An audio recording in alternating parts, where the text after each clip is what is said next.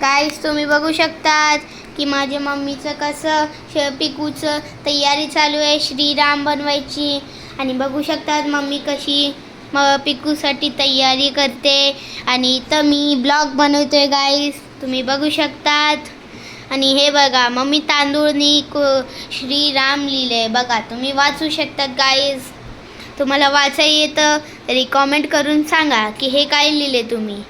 तरी आजच्या ब्लॉगमध्ये आम्ही लोक पिकूचं मिनी ब्लॉग स्टार्ट झालेला आहे.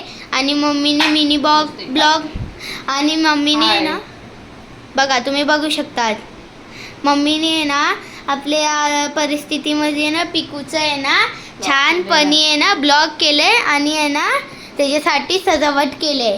बघू शकतात गाईस केवढं छान सजावट केली आहे, तुम्ही बघू शकता. कशी झाली ते तुम्ही आम्हाला कमेंट करून नक्की सांगा. लाईक करा, शेअर करा, सबस्क्राईब करायला विसरू नका आणि कॉमेंट करा.